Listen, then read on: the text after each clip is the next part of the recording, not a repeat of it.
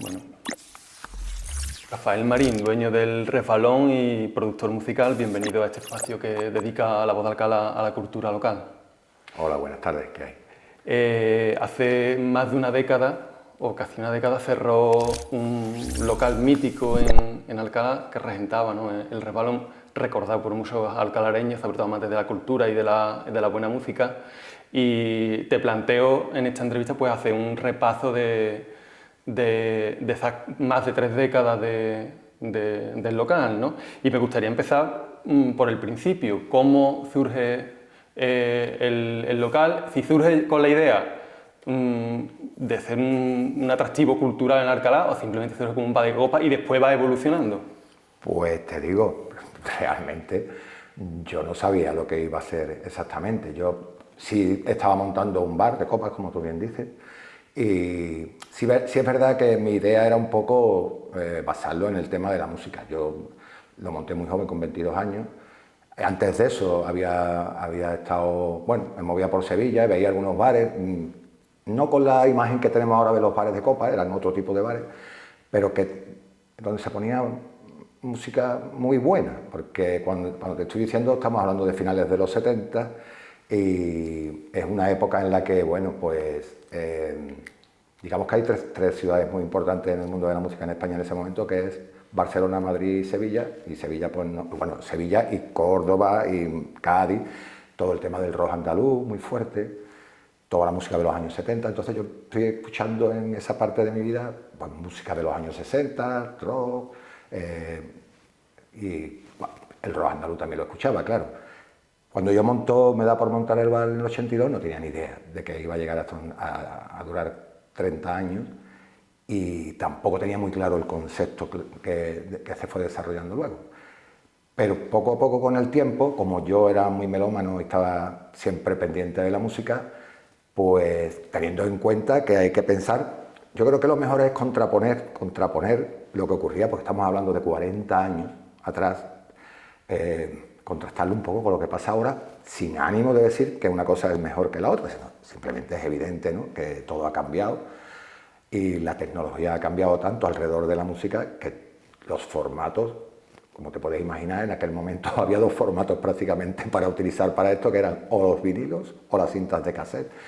Entonces yo empecé con el bar y empecé a comprar vinilos.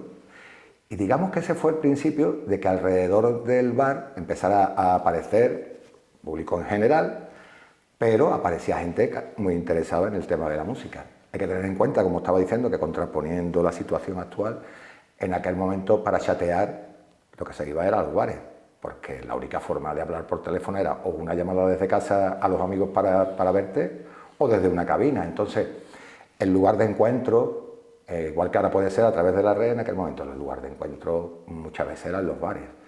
Entonces digamos que aquello era un bar de copas, pero donde la música era un factor muy importante y que alrededor de eso se fue conformando toda una situación de amigos y cada vez más acercándose personas que pertenecían a la cultura, en el ámbito, gente muy joven. Y eso sobre todo ocurrió en la segunda parte de los años 80. Yo abrí en el 82. Y esto es un camino, digamos, natural, ¿no? Y la idiosincrasia del bar se la van dando casi los propios clientes que se van acercando a gente de la cultura y encuentran allí ese punto de reunión, ¿no? Sí, yo creo que se puede definir así. Yo de alguna manera soy el promotor de la situación, inevitablemente, porque monto el bar, pero a la vez soy un espectador de lo que va ocurriendo. Participo de alguna manera promoviendo la situación, participo con ellos también al final en todo lo que iba ocurriendo, pero también como espectador, porque, como te digo, era un lugar de encuentro. No es como ahora, digamos que al globalizarnos y europeizarnos, hemos pasado a lo de la salida los fines de semana, nada más. En aquella época no era necesario eso para verse, cualquier día era bueno para formar un corrillo. De hecho, casi montábamos un musiclub allí muchas veces en la barra. ¿Por qué? Porque yo llegaba con discos nuevos y había gente que venía o a charlar, o había veces que simplemente íbamos a escuchar, a ver Rafa que se había traído nuevo para oír. La novedad de la semana, ¿no? La novedad de la semana o del mes, porque tampoco... El mes que se podía. Se iba más lento que ahora, no tan rápido como eso, el mes que se podía. Y bueno, no solo música, ¿no? Porque también hay poesía, ¿no? Se hacen Sí. recitales, o sea, quiero decir que era un público también heterogéneo dentro de la cultura, ¿no? Sí, realmente, como te decía, en los primeros años menos, ¿no? Pero ya en la segunda parte de los 80, pues empiezan a aparecer gente, pues conocida en Alcalá, como son la gente que formaban Poemar, Lauro Gantul, Juan Enrique, Martín, en fin, todo lo que fue Poemar, de alguna manera, había veces que se estaba allí, porque pasábamos muchas horas juntos allí, hasta el punto que se terminaron haciendo lecturas de poesía, porque en esa primera parte yo todavía no podía enfocar al bar a tener muchas actuaciones en música. Eso ocurrió después sí me convertí en un sitio con actuaciones, pero de primera hora no. Es cierto que nada más que abrí, hice la primera un año recién abierto, porque en esa época me gustaba mucho el jazz, y en Sevilla se estaban haciendo unos festivales de jazz muy buenos, y había un grupo de jazz en Sevilla que se llamaba Acme Jazz Quartet, fue casi de los primeros grupos que se forman así en Sevilla, y ese me lo traje corriendo, pedí permiso en el ayuntamiento y fue una actuación, pues, para mí, pues la tengo guardada en el corazón porque fue la primera que hice, y además con músicos de esa época en Sevilla, muy emocionante para mí esa parte. Y luego, durante la segunda parte, fue más la relación con estas personas que te digo, con la gente que conformó Poemar. Llegamos la gente de Titirimundi, de la compañía de teatro. Todo, de alguna manera, se ha hecho en el Instituto Cristóbal de Monroy, no había otro en ese momento. De hecho, yo estudié allí también, y cuando estudié allí, no solo estábamos los de Alcalá, venía gente de Mairena del Alcor, que también estudiaba allí. Entonces, de allí pues salió mucho de lo que estamos hablando, ¿no? Tanto Titirimundi como la gente que luego también formó. Por generación, Rafael, tú eras un poco mayor que esta gente que se reunían ahí, ¿y cómo lo veías un poco desde esa generación un poco más...? Pues te voy a decir, pues es interesante esa pregunta, porque estaba diciendo lo del tema de la música. Yo, claro, esa diferencia de edad me hace vivir, como te decía antes, todo el rock andaluz y todo eso. Esta gente llega un poquito después. Yo llego ahí con mi jazz en la cabeza y todo eso, mi idea del bar así, sin saber muy bien. Pero claro, poco después, igual que te digo lo de las tres ciudades, Barcelona, Madrid, Barcelona y Sevilla, eso se va rompiendo. ¿Por qué se va rompiendo? Pues empieza a surgir la movida de los 80, entonces eso se hace mucho más fuerte en Madrid que en ninguno de los otros lugares, ¿no? Y está por un lado todo el apartado digamos, entre comillas, más cultural, como puede ser Poemar, el teatro con Titirimundi, amigos también conocidos, hermanos de otros amigos, pero a la vez empiezan a aparecer las tribus urbanas en Alcalá, porque en aquella época los grupos de música no estaban homogeneizados, que había tendencias, el punk por un lado, el punk, rockabilis, había mod, o sea, se copiaba el modelo, por supuesto, de fuera, ¿no? En parte, ¿no? Y luego había una idiosincrasia también de aquí, ¿no?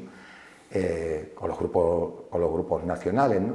Digamos que todos esos grupos que empiezan a surgir a principios de los 80, pero un poquito después. Yo me apunto a esa movida también porque me correspondía generacionalmente. Y esas tribus diferentes y muy marcadas también convivían. Exactamente, o sea, allí ocurrían sí, porque el bar siempre, digamos, y eso, como te decía antes, un poco catalogado por la misma gente que iba, ¿no? Que era un lugar de encuentro donde cabía todo el mundo. O sea, no había por eso confrontación entre unos y otros, o sea, convivían. Se llamaba así, tribus urbanas, ¿no? Veías las crestas y veías los tupés de los rockabilly o veías a los rockeros simplemente. Y todo esto es una sociedad que estaba saliendo de una dictadura. ¿Era también un lugar donde había mucha libertad? Claro, sí. De hecho, hombre, yo siempre entendí que no, en fin, aquello era un sitio abierto a todo el mundo. Entonces, de esa manera trataba a la gente y allí no se miraba a nadie de una forma o de otra. Como en cualquier establecimiento puede pasar cualquier cosa de ese tipo, pero vamos, en general convivían y se lo pasaban muy bien unos y otros. Tenía que estar pendiente siempre a ver qué música le ponía uno y eso sí, ahí sí discutía. Te pedían los turnos, ¿no? Ahora me toca a mí, ¿no? Sí, eso sí iba ocurriendo. Y así se desarrolla más o menos los 80. Es verdad que a finales de los 80 hay un un repunte económico muy interesante que provoca ya yo empecé prácticamente solo y en esa segunda mitad hay un repunte económico que lo está provocando la Expo del 92, porque hubo un montón de obras alrededor de eso que provocaron un repunte económico importante y que perduró un poco después. Hubo una caída, y una pequeña caída después de acabar la Expo, pero a posteriori ya sabemos todo que España ahí inició un periodo largo de prosperidad. De ¿no? prosperidad y constancia. ¿Y en lo cultural también se notó? Además de lo económico. Bueno, yo creo que sí, se da un salto. Ahí empieza, claro, el propio ayuntamiento trae actividades, ¿no? Se van cambiando los modelos de actividades, ¿no? ¿Y cómo es esa etapa ya, adentrando en un poquito en los 90 y a mitad de la década? Esa etapa es como te digo, un poco más estable. Lo que pasa es que, claro, yo había intentado hacer algunas cosas con el tema de la música en directo, pero claro, todavía no, yo no había dado, ni me lo ponían por delante con facilidad el tema de cómo preparar el espacio para poder hacer actividades sin molestar y que dentro también se pudiera escuchar en condiciones. Entonces, los 90 prácticamente los paso,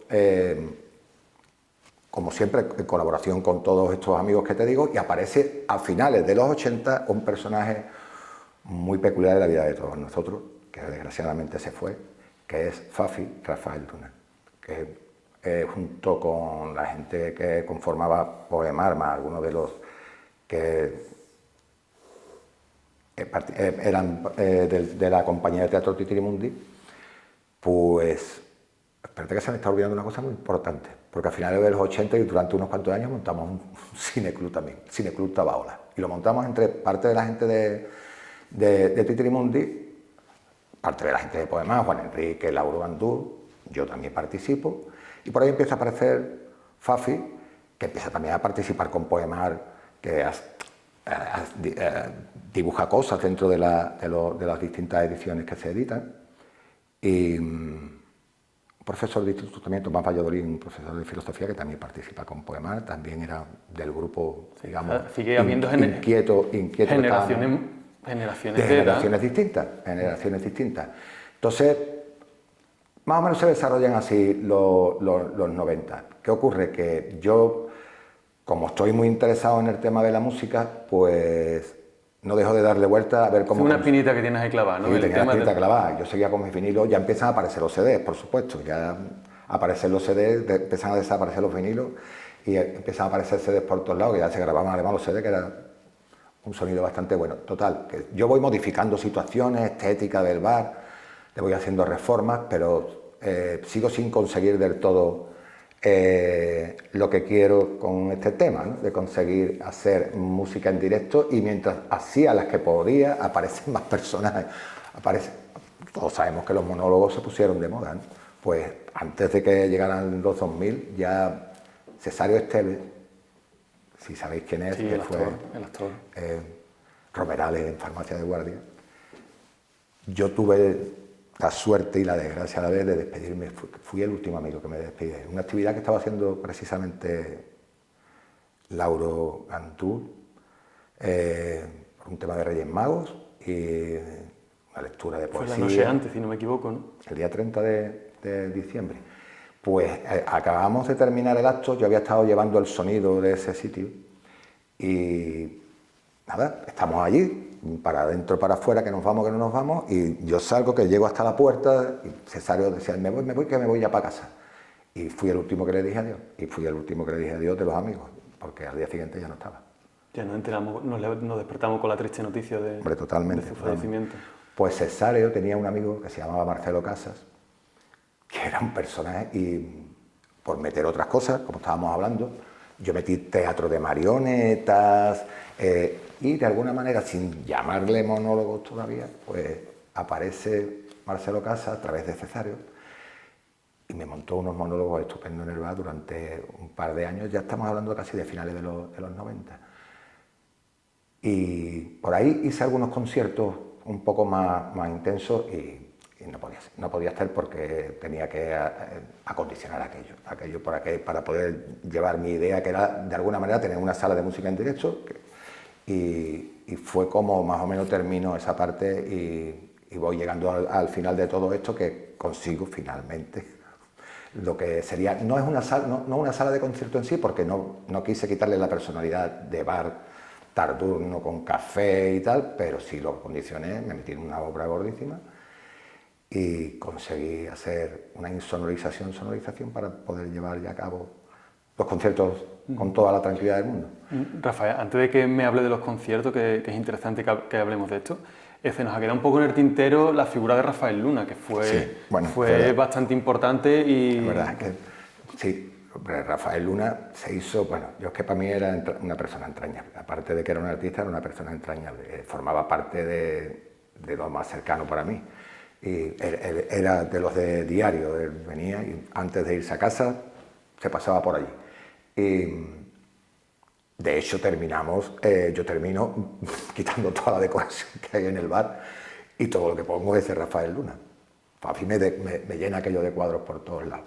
Y ya te digo, una persona entrañable, una persona con la que se podía conversar de todo, cariño muy especial, muy especial, muy especial. Sí. Y saltamos a los conciertos, ya por fin cumples tu sueño, ¿no? De poder, con todas las garantías, digamos, ¿no? Me meto en un lío bien gordo, me meto en una obra importante, pero lo consigo. Y doy el salto ahí y monto lo que yo quería, que era poder tener conciertos con continuidad, y pues empiezo a hacerlo. ¿Qué ocurre? Que yo no monto una sala de conciertos donde voy a poder, no voy a cobrar taquilla ni nada, hago conciertos libres. De esa forma lo que ocurre es, jamás tengo a un gran grupo porque no puedo sustentarlo de esa manera, pero sí tengo la posibilidad de que músicos que tocan con grandes artistas pues vengan y participen allí de otras ideas que ellos manejan, otras formaciones paralelas. Y pues a través de eso pues me cae gente, pues qué te digo yo, prácticamente ofunquillo. Los primeros pasos los de allí. Digamos que el bar se convierte en un laboratorio donde prueban los músicos si funciona o no funciona lo que van a hacer luego. Así surge Funquillo prácticamente allí. Esto también Pájaro, ¿no? Pájaro. Las niñas también, pues las niñas. Pájaro, por supuesto, Pájaro es que para mí es amigo, es de la casa también. Andrés estuvo viviendo un tiempo largo aquí en Alcalá. Cuando muere Silvio, todo aquello acaba, aunque él ya había parado antes con Silvio, porque Silvio y Sacramento se paró y después aparecieron Silvio los diplomáticos. Pero Andrés se vino a vivir a Alcalá y estando viviendo en Alcalá me dijo, tú sabes que yo voy a empezar otra vez con una cosita, y lo estrenamos también allí. Lo estrenamos en un combo pequeño y justo antes de hacer la reforma para todo esto. Y después ya con la reforma pues ya vino con la banda más gorda y dando más caña.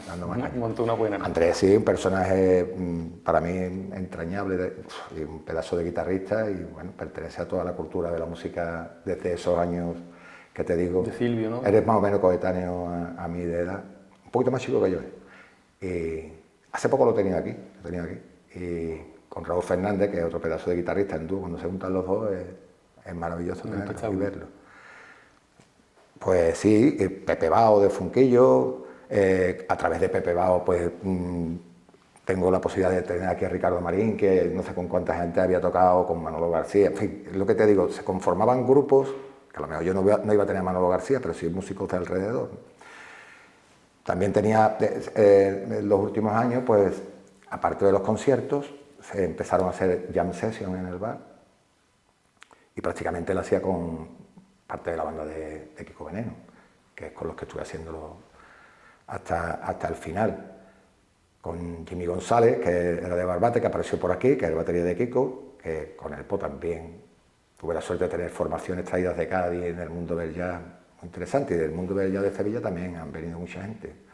En fin, del mundo del blues, la mítica Caledonia Blues Band no venía, pero venían los Blues Boys, que era un grupo paralelo, que existía para eso, para poder... Tocar en locales más pequeñitos, locales ¿no? más pequeños.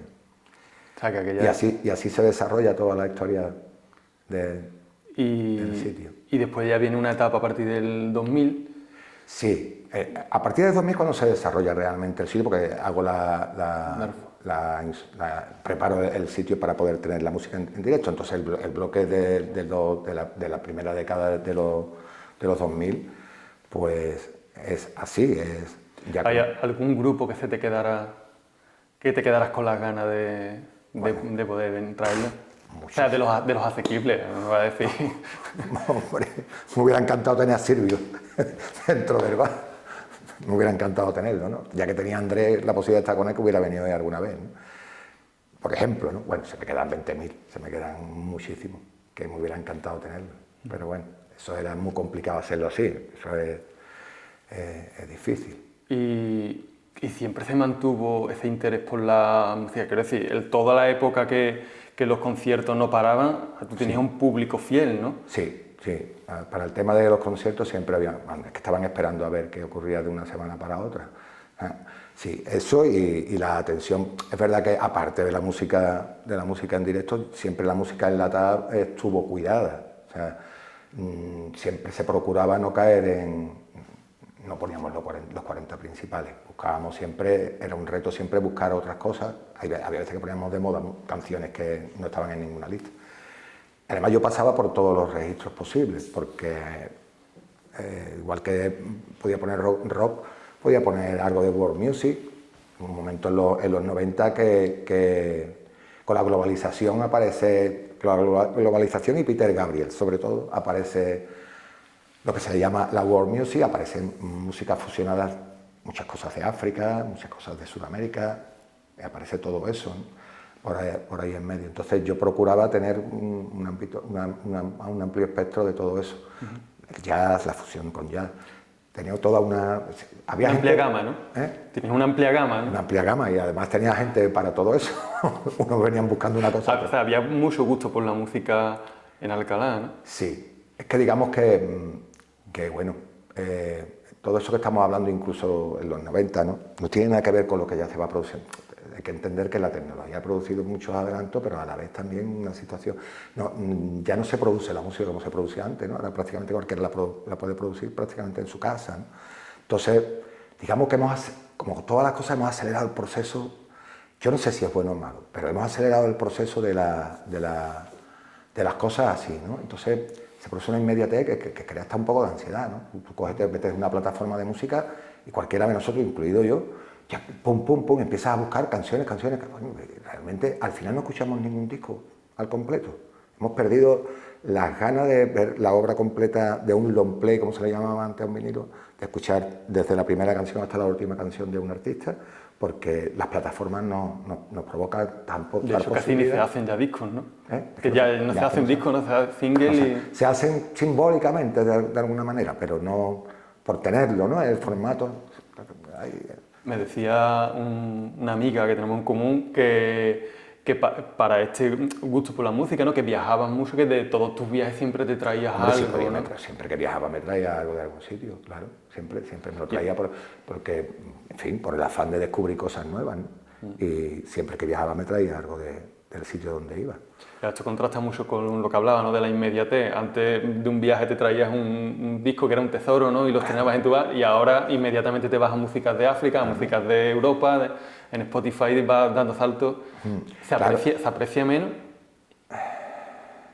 Yo creo que por lo menos se aprecia menos el trabajo completo de un artista. Vamos demasiado a la inmediatez, demasiado a sacar algo que se vuelve viral y eso es lo que vale, y el resto cuesta mucho trabajo, incluso a mí, que yo escuché algo de un autor y que yo diga, pues voy a escucharlo entero, es difícil, mientras que antes había muchos grupos de música o muchos solistas que tú te ponías el disco y lo ibas a escuchar entero y una canción detrás de otra eran importantes, tenían relevancia. Ahora cuesta mucho más trabajo, claro, te encuentras uno, te encuentras dos, si es que escuchas más de una o dos del mismo artista, ¿no? Pues, bueno, y no digamos ya de ahora mismo ya hay un cambio generacional, ¿no? Y además comprensible. Yo no me voy a poner pero claro, inevitablemente, generacionalmente pertenezco a lo que pertenezco y hay cosas que no me llaman la atención, ¿no? La homogeneidad de la música que ahora mismo, ¿no? En torno al reggaetón, ese tipo de cosas, ¿no? que prácticamente me suenan una canción igual de otra para que destaque a alguien. Hay algunos artistas que destacan, pero hay una mayoría que no. Nunca se pondría reggaetón en el resbalón, ¿no? Es complicadísimo, muy complicado. También hay que entender que, tú has dicho antes, que prácticamente hace ya casi 12 años que se cerró, ¿no? Pero prácticamente no se hubiera puesto, no creo. Y ahí entramos un poco en la etapa final. Leía un artículo de Juan Arcaide que más o menos relataba que fue como un shock, ¿no? Para esta clientela habitual. Sí. Se quedaron muchos huérfanos del resbalón, ¿no? En Alcalá, ¿no? Sí, porque, hombre, es que son 30 años, ¿no? Y pues como son 30 años hay gente de distintas edades que habían pasado por allí y que se encuentran con eso. Sí, porque como yo te decía, aparte de que hayamos hablado, por supuesto, mucho más de la música que de cualquier otra cosa, el sitio no ha dejado de ser un lugar de encuentro. Hasta en los últimos momentos, pues siempre fue un sitio un tanto diferente en ese sentido. Lo mismo se podía ir a escuchar música que se tenían charlas de temas actuales, o ya te digo, con todo este grupo de gente que te digo, pues siempre había cosas interesantes que plantear y habrá ocurrido de todo. Se habrán enamorado, se habrán desenamorado, habrán reído, habrán llorado, habrán bailado a lo largo de tanto tiempo, y claro, muchas vivencias hechas allí, yo incluido, claro. Después de 30 años, imagínate, ¿no? Ha sido casi el bloque más amplio de mi vida, lo he vivido prácticamente allí. Entonces, si yo me pongo a rememorar vivencias, no pararía. ¿No? ¿Cómo era la relación con los clientes? O sea, ¿en qué momento se traspasaba esa línea de esto es un negocio a surge ya una amistad, hay complicidad, aunque sea por la cultura, existe una complicidad? Hombre, por ahí surgía más que por otro lado, ¿no? Había gente que era simplemente iban allí y tú no hablabas jamás con ellos, pero otra gente que sí se acercaban buscando la complicidad, fundamentalmente primero a través de la música, pero luego se decantaba por muchas otras cosas. Y eso al final pues hacía unirte tanto nosotros hacia los, ya digo nosotros porque también voy a hablar de la de gente que ha pasado por ahí trabajando conmigo y gente que son amigos míos ahora mismo, ¿sabes lo que te digo? De los que estuvieron. Entonces se creaba complicidad no solo por mí, sino por la gente que yo tenía alrededor allí, que también de alguna manera al trabajar allí estaban implicados en la forma de ser del local, entendían también en parte de lo que ocurría allí y lo que se planteaba. Que yo no era un mero sitio para ser el camarero, podía serlo, si nadie te iba a obligar a que tuvieras que estar participando, pero de alguna manera ellos mismos también se imbuían del espíritu que había allí y ellos mismos tenían amigos que iban allí a verlos porque el lugar les gustaba, y otros que se acercaban a mí porque entablábamos la relación a través de la música, también a través de una atención que se intentaba dar lo mejor posible, como en cualquier establecimiento de hostelería, ¿no? Y después hay una etapa ya post-resbalón, ¿no? Cuando cierras, bueno, emprendes otras actividades, siempre relacionadas con la música, porque la música ha marcado tu vida, ¿no?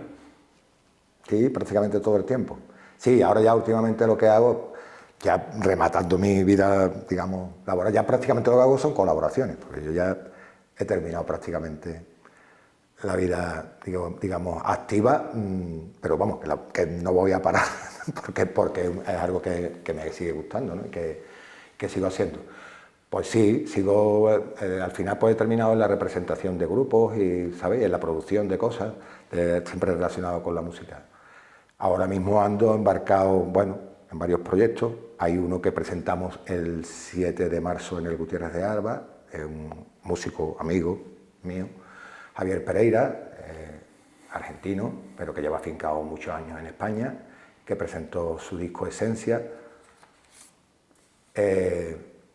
Al final no he nombrado mucho algo que es muy importante, y ya que estamos lo voy a decir. Hemos estado hablando de todo eso y hemos hablado de los eventos culturales que ocurrían alrededor del bar, como podía ser la gente de Poemar, la gente de Tidrimundi, pero músicos han pasado, en Alcalá es que ha habido y hay muchísimos músicos, entonces pues ese mismo disco al que me estoy refiriendo, que se presentó en el Gutiérrez de Arba, la dirección musical de ese concierto la llevó Álvaro Gandul, que creo que no hace falta que explique mucho quién es. Álvaro Gandul, por ejemplo, la primera vez que tocó con 14 añitos, tocó en mi establecimiento, en el Resbalón. Álvaro Gandul, Ignacio Gilburgo, saxofonista, que ha tocado con multitud de gente, Artefactum, hace música antigua ahora, y muchas más cosas. Los hermanos Can, Hugo y Santi Can, Dani Galiano, Pero es que muchas veces cuando entrevisto a los pintores, muchas veces le pregunto por qué en Alcalá hay tantos pintores, ¿no? Pero parece que ha quedado como, los músicos han quedado como un poco opacados por la pintura, ¿no? Que tiene tanta relevancia, pero es que hay una cantera, hay muchísimos músicos. Lolo Conde, es que no pararía. Miguel Rivera, que es el grupo Maga, hay muchísimos. Todos han pasado en algún momento por allí o a estar o a tocar. Entonces se me quedaba un poco atrás eso y más que se me están quedando por ahí.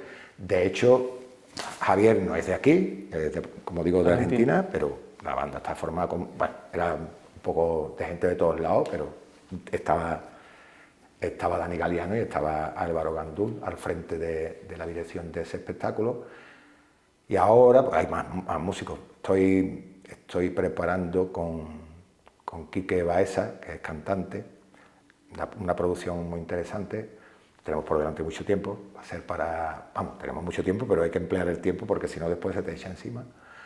Estamos preparando un espectáculo para marzo de 2026, en el cual se va a hacer un recorrido. Él es un enamorado de la música soul, la música funk, entonces vamos a hacer una banda probablemente de 9 músicos, donde va a haber de todo, vientos, en fin, una banda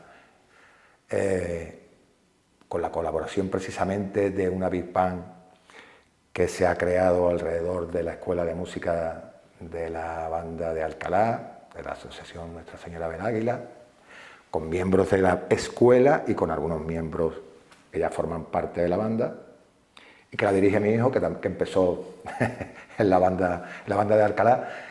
Y ellos mismos van a colaborar en el espectáculo de Quique. Va a haber una parte de la Big Band que va a estar formando parte de esa banda, y también un coro gospel que lo dirige Antonio Ferrá, un coro gospel. Todo eso va a conformar un espectáculo solidario con la asociación de Alcalá de Educación Especial. Entonces estamos preparando eso. Parece que queda mucho tiempo, pero las cosas hay que prepararlas bien, y eso, pues, con eso me voy a estar entreteniendo todo este año. ¿Y la va a tener encima de ella? Sí, sí. Pero va bien, ¿no? Va bien. Sí, la producción va bien, ¿no? Está dando buenos pasos. Está dando buenos pasos. Y aparte, bueno, pues tengo alrededor muchas más otras cosas pendientes. Pero ahora mismo, digamos que con eso y con el disco de Javier Pereira, pues con eso me voy entreteniendo. Rafael, a mí, por cerrar un poco ya el círculo de todo lo que hemos estado hablando, y ahora que has mencionado a tu hijo, hemos hablado de que en el resbalón pasaba mucha gente, muchos artistas, pero siendo tu hijo, imagino que también le habrá influido a él el estar en ese entorno musical, ¿no? Sí, yo realmente jamás le dije directamente tienes que tocar.